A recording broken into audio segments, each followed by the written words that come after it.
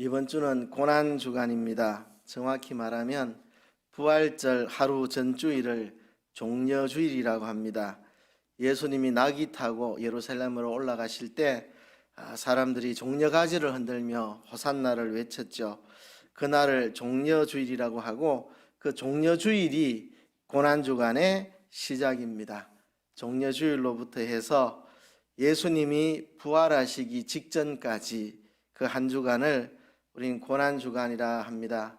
고난주간은 예수님께서 우리를 구원하시기 위해서 고난받으신 것을 묵상하는 기간입니다. 예수님의 고난을 묵상하는 기간이 고난주간입니다. 우리를 위해 예수님께서 받으신 그 고난을 묵상하는 것은 1년 365일 해야 할 일이고 할 수 있는 일인데, 우리가 고난주간을 정한 것은 평소에 깊이 묵상하지 못했던 것을 회개하고 특별히 이 한 주간에 힘써 예수님의 고난을 묵상하자고 정하여 만든 것입니다. 예수님의 고난을 묵상하는 이 기간에 우리가 특별 기도회를 합니다. 올해는 편찮으신 분들이 좀 많이 늘어서 그런지 또 우리의 노력이 부족한지 작년에 비해서 참석자가 좀 적긴 합니다만은 어쨌든 여러분들이 꾸준히 참석하셔서 기도회를 이어가고 있어서 감사하게 생각을 합니다. 우리가 예수님의 고난을 묵상할 때 어떤 마음가짐과 태도로 묵상을 하고 있는가 한번 살펴봐야 합니다. 예수님께서 그런 십자가의 극형을 당했단다. 아이고 고생했겠네, 많이 아팠겠네, 참 딱하고 안타깝네, 이런 생각으로 고난주간을 보내는 건 저는 아니라고 생각을 합니다. 예전에 예수님의 이 십자가의 죽음에 대한 영화가 나왔죠. 패션 오브 크라이스트라는 영화. 예수님이 처참하게 채찍질 당하고 십자가에 죽으시는 그 모습 담은 영화인데요. 그 영화의 잘된 점은 예수님의 십자가 형벌이 얼마나 잔혹했는가 하는 것을 사람들이 잘 모릅니다. 그냥 십자가에 매달렸겠지 뭐 정도인데 그게 엄청나게 잔혹한 형벌이었습니다. 제가 오래전에 그런 부분들을 아주 전문적으로 연구한 한 교수님이 강의를 하시다가 그 부분에서 이야기를 못했습니다. 너무 잔인해서 말을 할 수가 없다고 넘어가시더라고요. 그 당시에 어떻게 십자가의 형벌을 했는지 너무 참혹해서 차마 입으로 말을 못하겠다 하고 그냥 넘기시더라고요. 그만큼 잔인한 형벌이었죠. 그게 얼마나 잔혹한 형벌이었는지 우리에게 보여주는 면에서 많이 유익한 영화라고 생각을 합니다. 그러나 잘못 생각하면 오해할 수도 있습니다. 아이고 너무 잔인했네, 아이고 불쌍해라, 아이고 참 저래 고생해서 어떡하노, 아이고 이렇게 그냥 예수님이 고생하신 면에 대해서만 자꾸 생각하면 그것도 아니라고 생각합니다. 세상에 고생하는 사람들 많습니다. 제가 극동방송 소망이기도 한 달에 한 번씩 나가는데요, 진짜 어떤 분들은 남편이 바람피고 몸 아프고 자식 속 썩이고 이야기를 들어보면 어떻게 저렇게 고생을 할 수 있을까, 참 가슴에 묵묵하고 눈물이 핑 도는 그런 기도 제목들이 많이 나옵니다. 그렇죠? 지금 우크라이나의 전쟁터에서 참혹하게 죽어가는 사람 많습니다. 그렇죠? 그냥 예수님의 십자가를 생각할 때 그냥 누군가가 참 남을 위해서 희생적인 마음으로 그렇게 잔혹하게 죽어가니까 참 슬프다, 참 옆집 아저씨 고생하는 옆집 아저씨 보듯이 아이고 저 아저씨 참 고생하시네, 이런 마음으로 눈물이 핑 돌고 그런 게 이 고난주간의 의미는 아닙니다. 예수님의 고난의 의미를 우리가 생각할 때 그냥 그분이 십자가라는 잔혹한 형벌에 죽으셨다는 그걸 그냥 생각하는 게 아니고 그분이 왜 그 고난을 당하셨는가, 고난 당하신 이유가 뭔가. 근데 그분은 죄가 없으신 분인데 죄가 없으신 분이 왜 그걸 당했는가. 그분은 하나님이신데 왜 하나님이 사람 되어 오셔서 그 길을 가셔야만 했는가? 이런 걸 생각해야 되는 겁니다. 얼마나 잔인했는가 때문에, 그죠? 뭐 그렇게 잔인하게 죽는 사람도 전쟁터에 가봐요. 완전히 포탄 맞아가 공중분해다가 시체가 산산조각 형체도 없이 잘 날아가는 사람 하루에도 수없이 생기는데, 저 전쟁터에, 그죠? 아이고 저 아저씨 고생 많이 했네, 그렇게 우리가 슬퍼하는 시간이 아니라는 겁니다. 왜 하나님이 사람 되어 오셔서 그 십자가의 고난을 당하셔야 했는가?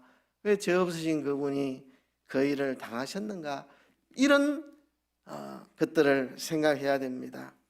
하나님이 사람 되어 오셔서 죽으신 그 죽음의 의미, 죄 없으신 그분이 그 형벌을 받으신 의미, 그 죽음의 의미를 우리가 깊이 생각하는 것입니다. 예수님의 고난은 예수님의 탄생으로부터 시작을 합니다. 예수님 탄생 자체가 무한히 낮아진 거죠. 그죠? 우리가 누가 태어나면 아이고 생일 축하한다, 네가 태어난 날이네 이러는데, 예수님의 탄생은 그런 의미가 아닙니다. 하나님이 사람 되어 오신 지극히 큰 낮아지심이죠. 지극히 낮아지심이죠.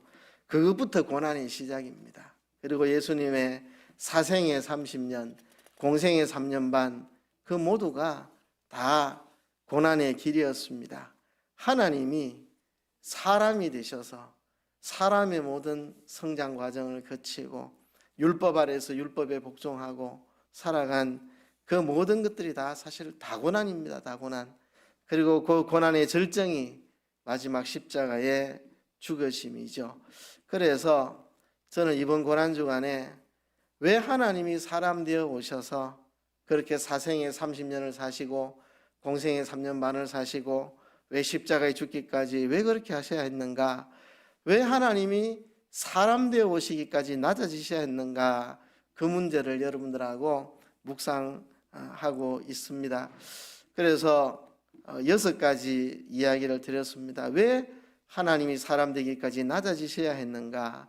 첫째는 하나님과 하나님의 뜻을 우리에게 완전히 계시하기 위해서입니다. 두 번째는 사단의 일을 멸하시기 위해서입니다. 세 번째는 우리를 죄에서 구속하시기 위해서입니다. 네 번째는 우리에게 영생복락을 주시기 위해서입니다. 다섯 번째는 우리들의 생활의 본보기가 되시기 위함입니다.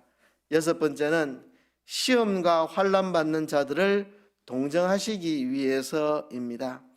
이 6가지 중에 지금 화요일, 수요일 2가지를 했습니다. 오늘 저녁에는 세 번째 이야기를 제가 하겠다고 이야기했는데요.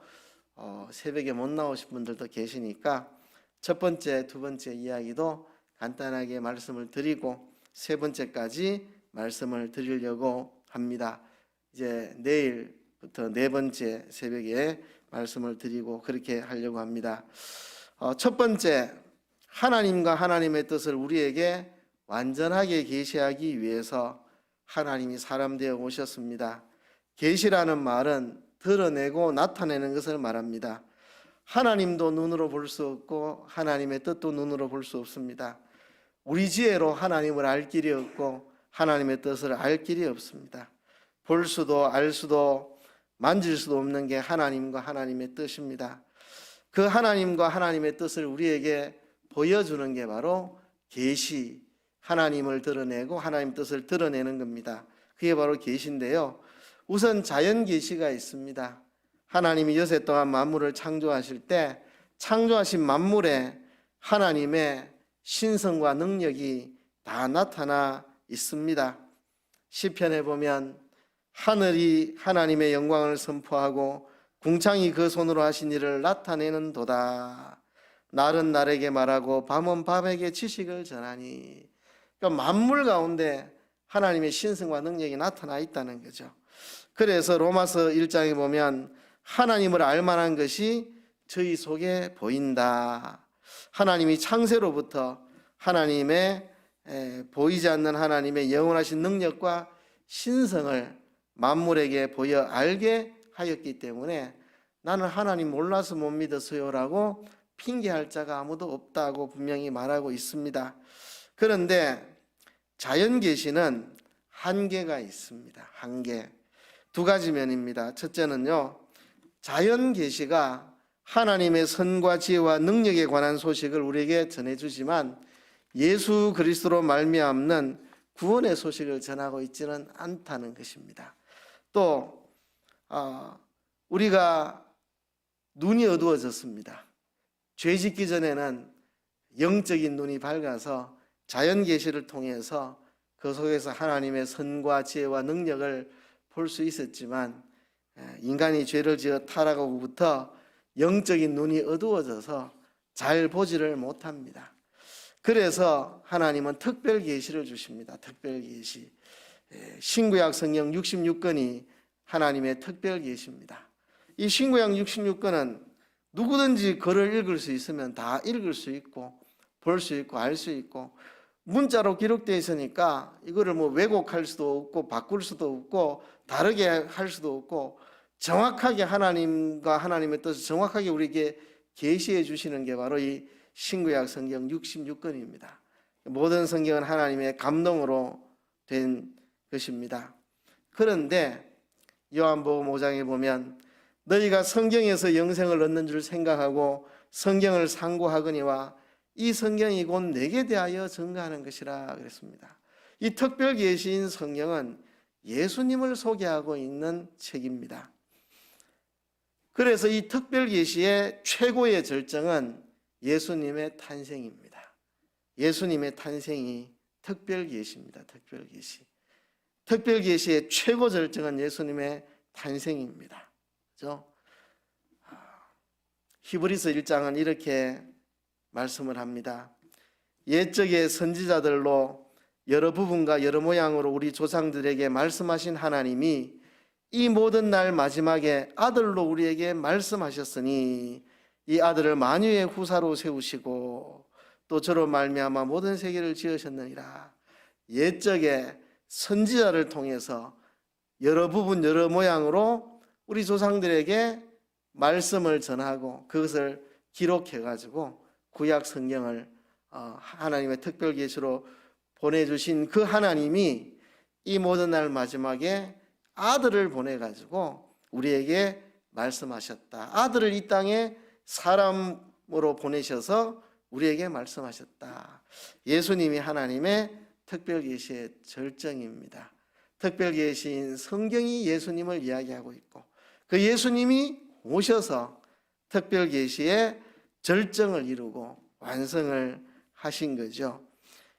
그래서 이는 하나님의 영광의 광채시요 그 본체의 형상이시라 히브리서가 그래 말합니다.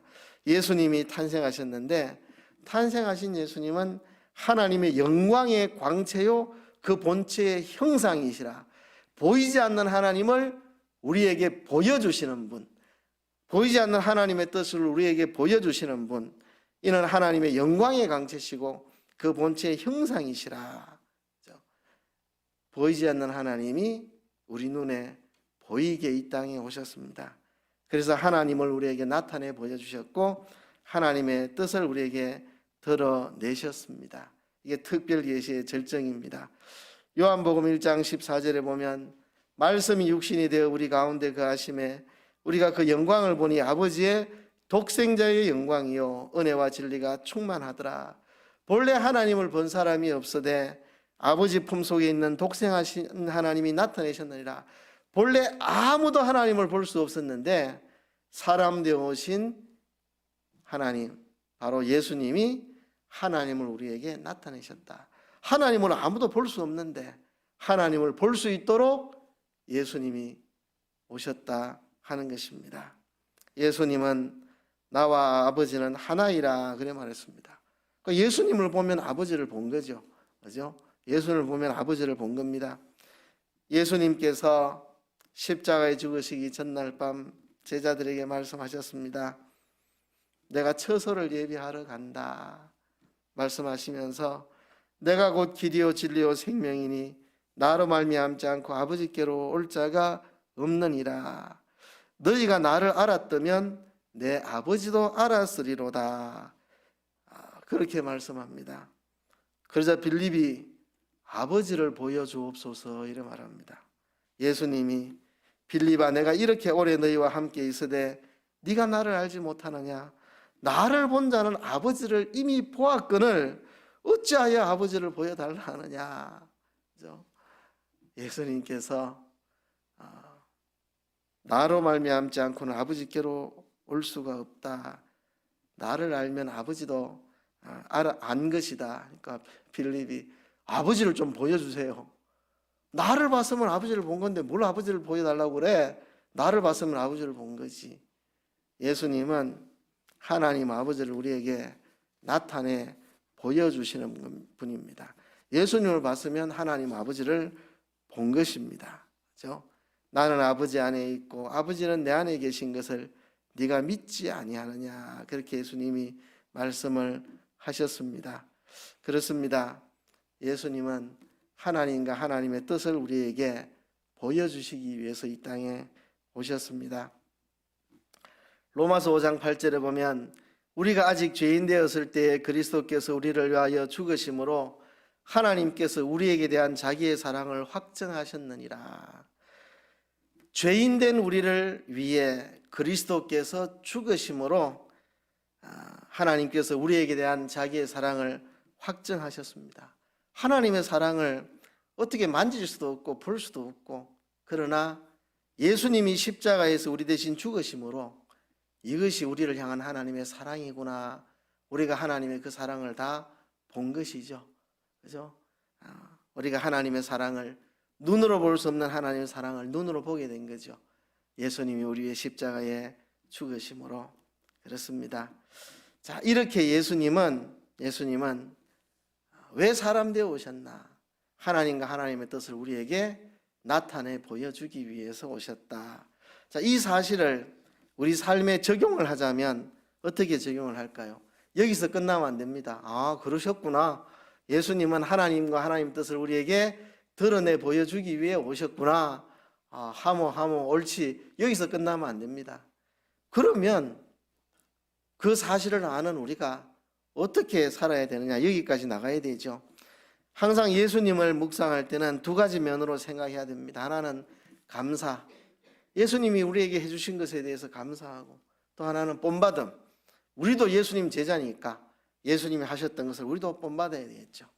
그래서 하나는 감사함으로 우리 삶에 적용하고, 하나는 우리가 본받음으로 적용하는 겁니다.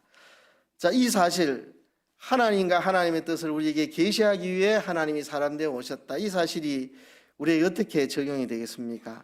첫째는 감사입니다. 감사.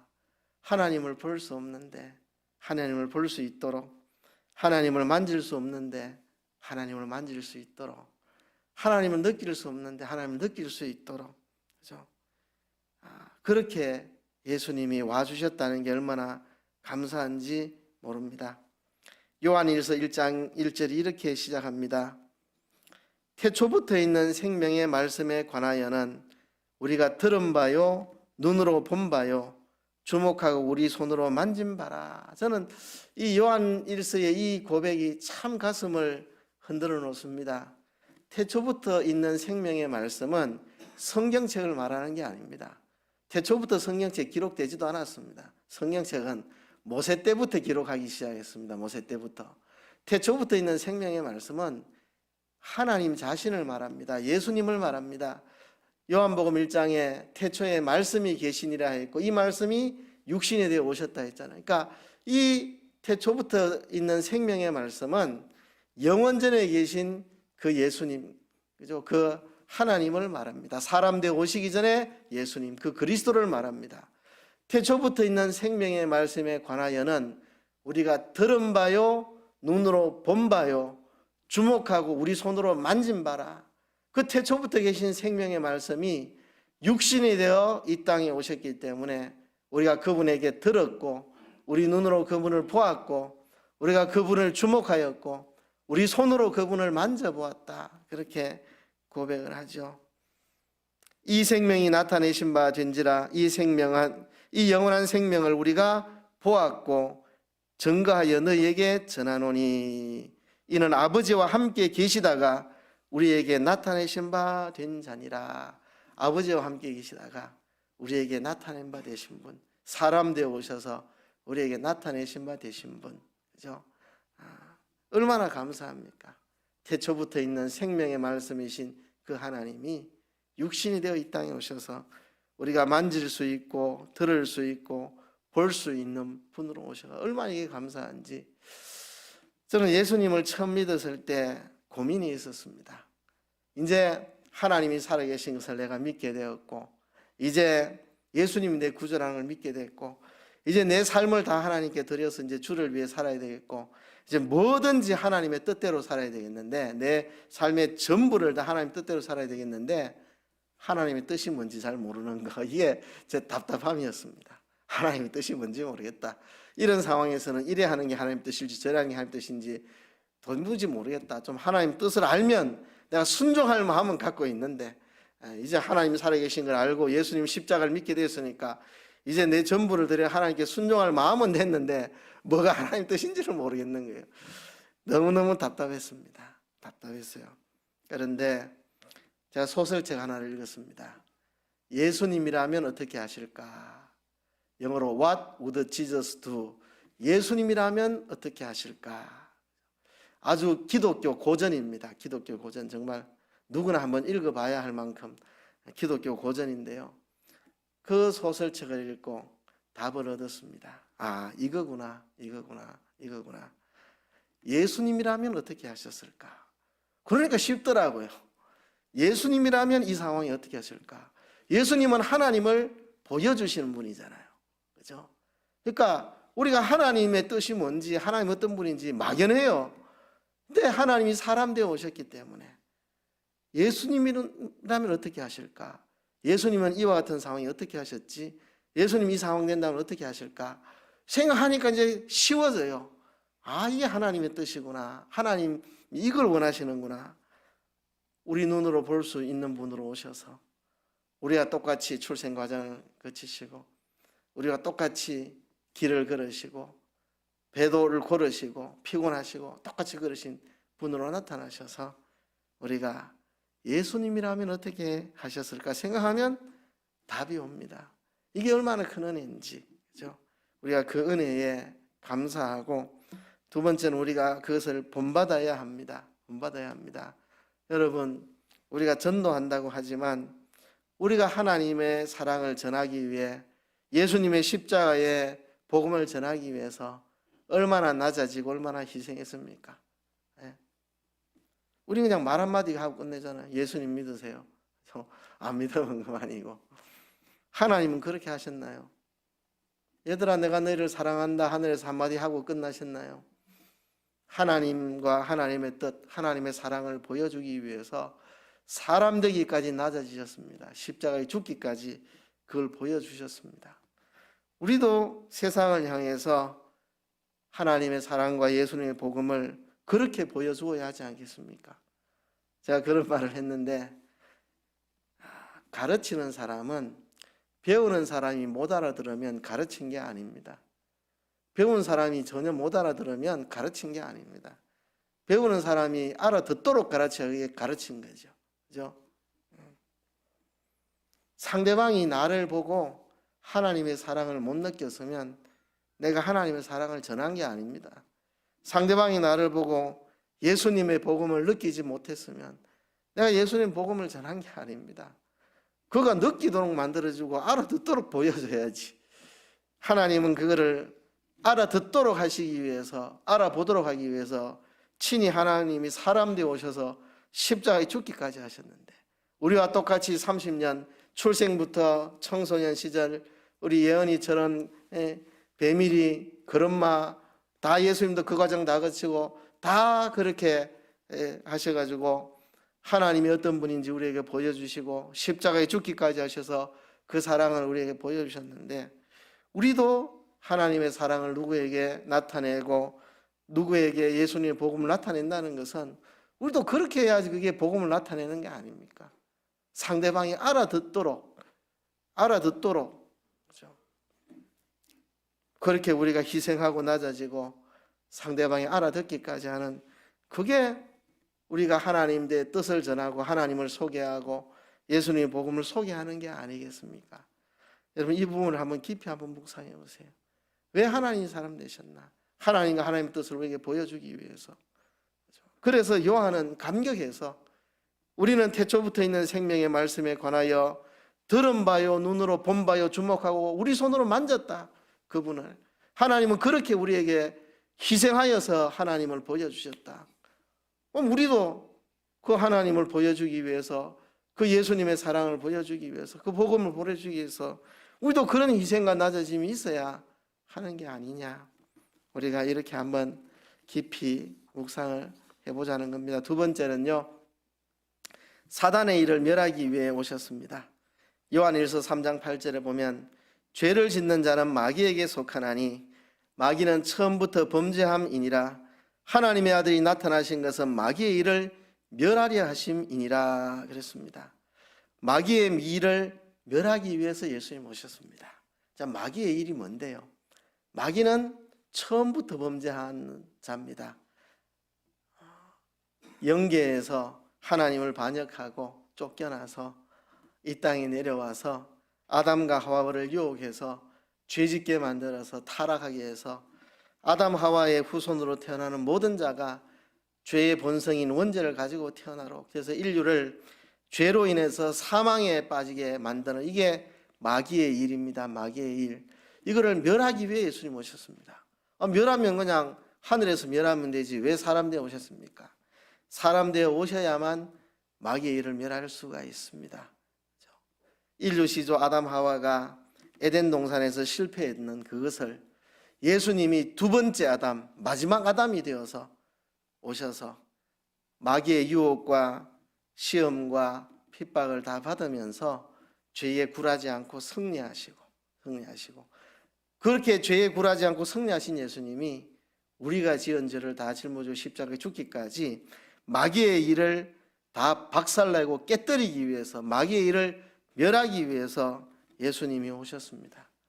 인류 시조 아담 하와가 선악과를 먹고 범죄했을 때 하나님은 아담을 찾아오셔서 내가 너로 여자의 원수가, 뱀에게 내가 너로 여자와 원수가 되게 하고 너의 후손도 여자의 후손과 원수가 되게 하리니 여자의 후손은 내 머리를 상하게 할 것이요 너는 그의 발꿈치를 상하게 할 것이니라. 여자의 후손이 와서 뱀의 머리를 상하게 할 것이다. 사단의 권세를 박살낼 것이다. 하나님께서 에덴 동산에 범죄한 아담에게 찾아오셔서 여자의 후손이 마귀의 권세를 깨뜨릴 것이다 말씀하신 대로 여자의 후손으로 예수님이 오셔서 마귀의 권세를 깨뜨린 거죠. 예수님이 탄생하실 때 마귀가 발악을 합니다. 왜? 자기를 멸하러 오신 분이니까 죽여야 되겠다 해가지고 헤롯을 충동시켜서 죽이려 했는데 예수님 못 죽였죠. 그렇죠? 그리고 예수님의 사생애 내내 마귀가 예수님을 시험했겠죠. 성경에 자세하게 기록되어 있지는 않지만, 그러다가 예수님 공생에 출발하려고 할 때 아주 집요하게 예수님을 공격합니다. 인류 시조 아담을 넘어뜨린 것처럼 마지막 아담이신 예수님을 넘어뜨리기 위해서 예수님이 공생애를 출발하기 위해 40일 금식 기도를 하시고 줄이실 때, 지치고 지쳤을 때, 그럴 때 사람이 연약해서 잘 넘어가죠. 그때 마귀가 세 가지 시험을 했잖아요. 예수님 말씀을 가지고 이기셨습니다. 마귀의 이 공격을 다 물리쳤습니다. 불복하지 않았습니다. 그렇게 마귀는 예수님을 떠나 물러갔다가 공생애 내내 마귀는 따라다니면서 예수님을 넘어뜨리려고 공격합니다. 예수님께서 너희는 나를 누구나 하느냐 할 때 베드로가 주는 그리스도시요 살아계신 하나님의 아들이시나이다 할 때 예수님이 네가 참 대답을 잘했다. 이거는 혈육이 아니라 하늘에 계신 아버지께서 알게 해주신 것이라 칭찬을 했는데, 그리고 예수님이 최초로 내가 예루살렘에서 고난을 받고 죽게 될 것이라는 말을 최초로 하십니다. 처음으로. 그때 베드로가 주여 그리 마옵소서 이렇게 말했습니다. 그때 예수님이 베드로야 나를 물러가라 이래 하신 게 아니고 사탄아 내 뒤로 물러가라 너는 나를 넘어지게 하는도다. 베드로가 말했는데 예수님은 베드로야 그래 말하면 안 되지 이런 게 아니고 사탄아 내 뒤로 물러가라 너는 나를 넘어지게 하는 자로다. 사단이 베드로를 이용한 겁니다. 사단이 베드로를 이용한 겁니다. 예수님을 사랑하는 마음, 아끼는 마음, 그죠? 이용해가지고 주여 그리마옵소서. 이게 사단의 공격이었습니다. 사단이 베드로를 충동시켜서 사랑인 것처럼 예수님을 위하는 것처럼 진짜 교모하게, 진짜 에덴 동산에서 아담 하와를 유혹할 때 정말 먹음직하고 보암직하고 지혜롭게 할 만큼 탐스러운 마음으로 보이게 유혹을 해가지고 먹어도 정령 죽지 않는다고, 결코 죽지 않는다고 교묘하게 유혹했던 것처럼 마귀가 뱀을 보내가지고 뱀을 통해 그렇게 교묘하게 한 것처럼 사랑하는 제자, 가장 아끼고 사랑하는 수제자 베드로의 사랑의 목소리인 것처럼 마귀가 뒤에서 장난을 치는데 예수님은 속지 않았습니다. 사탄아 내 뒤로 물러가라. 어디 사탄이 와가지고 그딴 소리를 하냐고. 예수님이 마귀의 일을 멸하러 오셨죠. 예수님이 십자가를 지시기 전에 얼마나 땀방울이 핏방울이 되도록 고뇌의 기도를 하십니까? 그렇죠?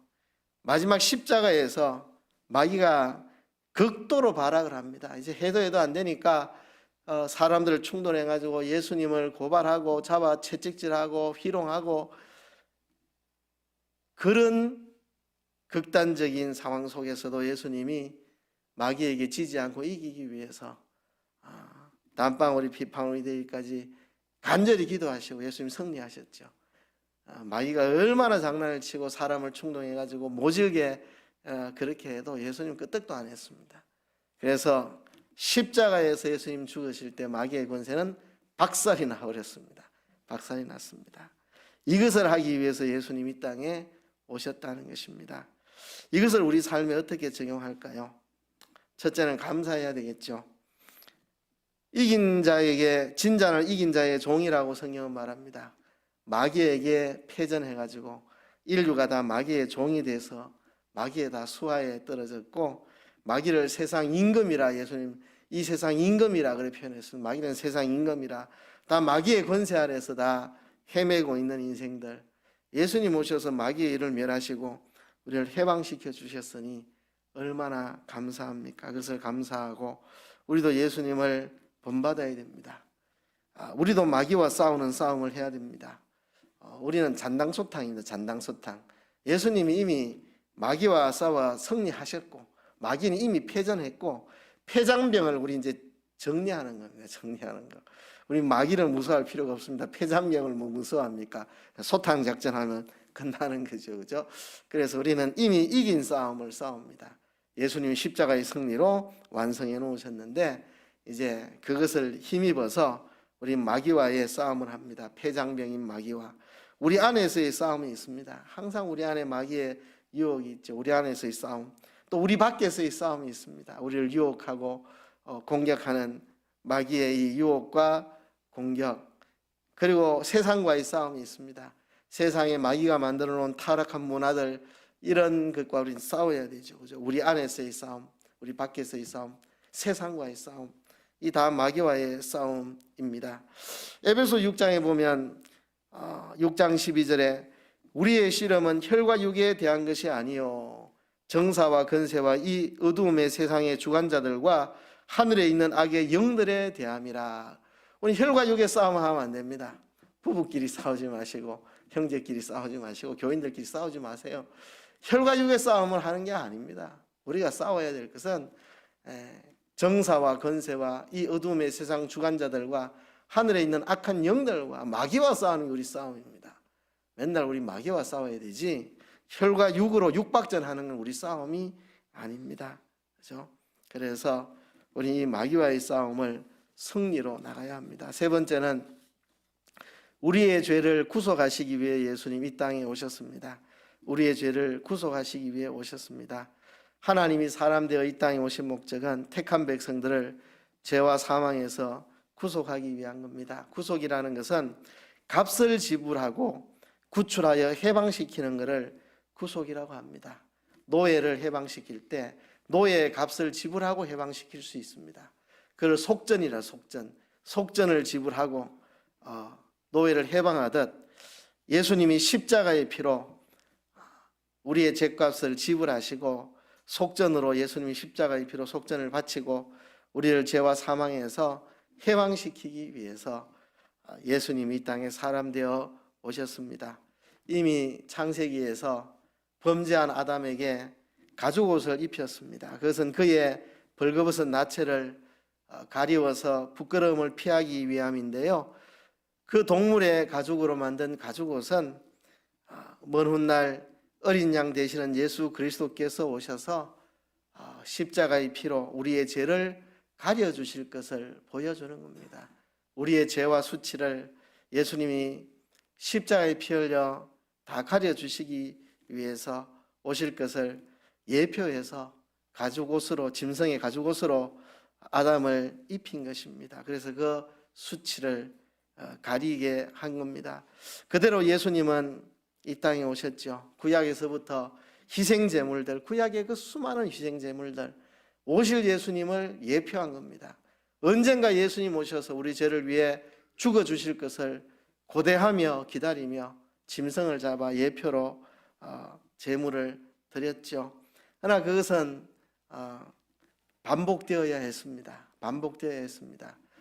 짐승의 피가 사람의 죄를 살 수는 없으니까 예수님 오시기까지 그를 예표하며 기다렸는데 계속 반복된 제사를 드렸다가 드디어 예수님이 오셨습니다.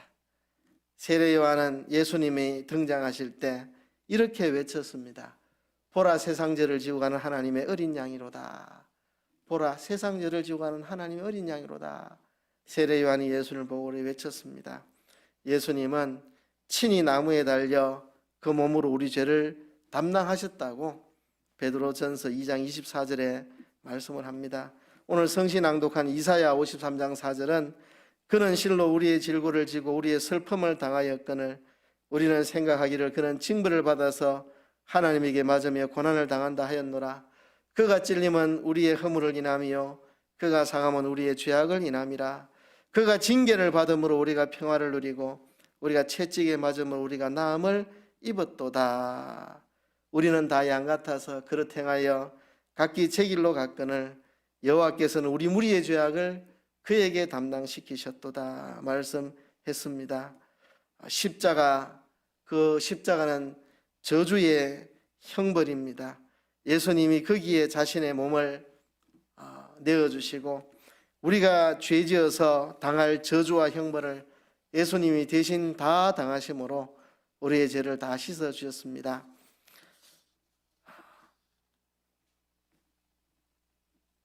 예수님께서 십자가에서 우리의 죄를 다 씻어주셨는데요. 이거는 단번에 영원한 제사입니다. 단번에 드린 영원한 제사. 구약의 제물로 드리는 제사는 그는 임시적인 거고 반복될 수밖에 없었지만 예수님의 십자가는 단번에 드린 영원한 제사로, 그 단번의 제사로 우리 모두의 죄가 영원히 다 용서를 받게 된 거죠. 어떻게 그게 가능합니까? 예수님의 한 번의 죽음이 우리 모두의 죄를 영원토록 어떻게 살 수 있습니까? 이렇게 대답할 수가 있겠죠.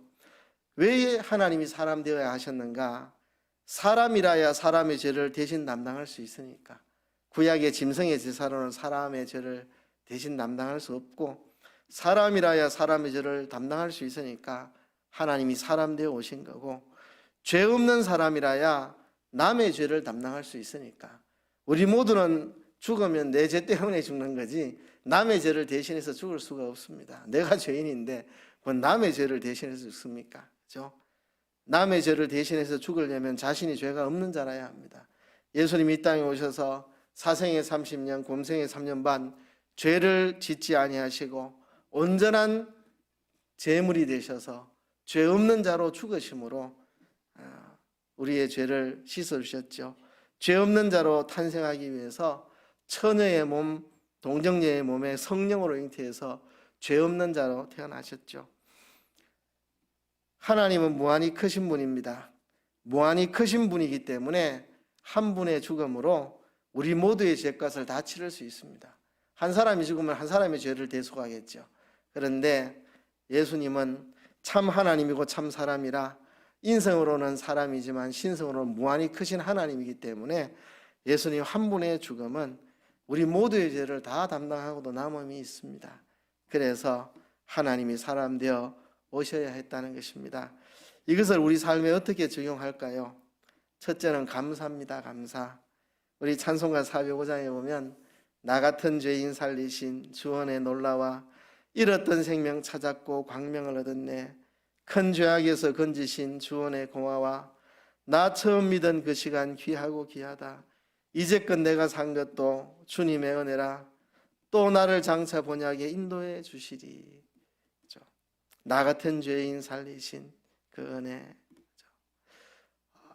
우리가 그 은혜에 감사합시다. 그리고 두 번째는 본받아야 됩니다. 예수님의 구속의 사역을 우리도 본받아야 되겠죠. 어떻게 본받습니까? 한번 구체적으로 한번 생각해 봅시다. 예수님의 이 사죄의 은총을 어떻게 우리가 본받을 수 있겠습니까? 우리 죄 때문에 예수님이 죽으셨으니 그 사죄의 은혜를 깨닫고 죄를 짓지 않으려고 애써야 할 것이고, 죄인을 구원하기 위해 우리도 그의 죄에 대해서 참아주고 기다려주고, 그죠? 남의 잘못에 대해서 너무 따지지 말고, 그 사람 이런 잘못이 있다 꼴보기 싫다 하지 말고, 그를 구원하기 위해 그의 잘못에 대해서 참아주고 기다려주고, 죄인을 구원하기 위해서 내가 어떠한 낮아짐도 희생도 감수하고 죄인을 구원하는 일에 내 삶을 다 바치고, 나도 영혼 구원하는 일에 내 소유와 몸과 생명을 다 바쳐서, 내 시간도 물질도 내 몸도 영혼 구원하는 일을 위해 다 바쳐서 살아가고, 그죠?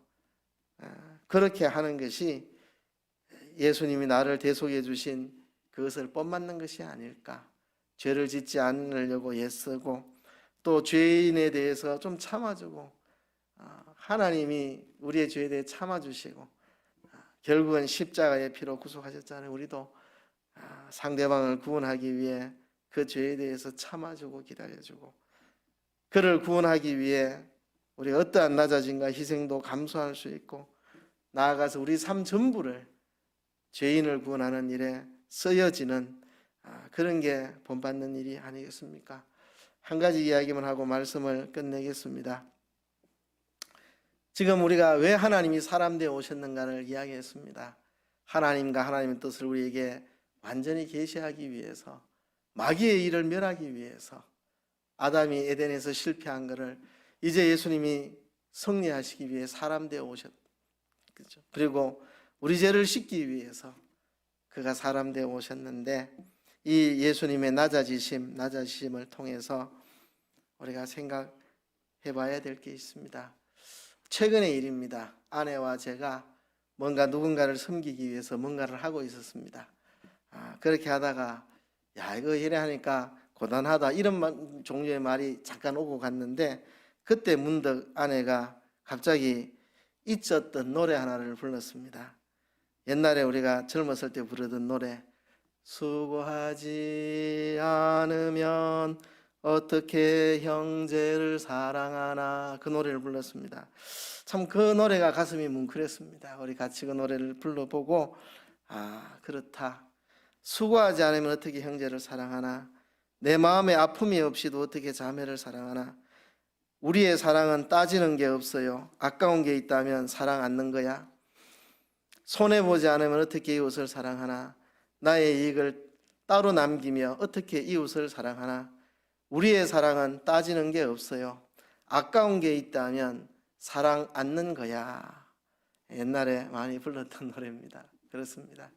희생이 없이, 낮아짐이 없이 어떻게 사랑을 하겠습니까? 예수님의 낮아지신 그 희생, 그 고난을 통해서 우리가 그것을 배워야 하겠습니다. 우리가 그것을 배워야 되겠습니다. 그럴 때 이 고난 주간의 의미가 있으리라 생각합니다. 우리 예수님의 낮아지신 그 사랑을 생각하며 우리도 그 사랑에 감사하고 그 사랑을 본받아 갈 수 있게 도와달라고 우리 다 같이 합심해서 통성으로 기도하겠습니다.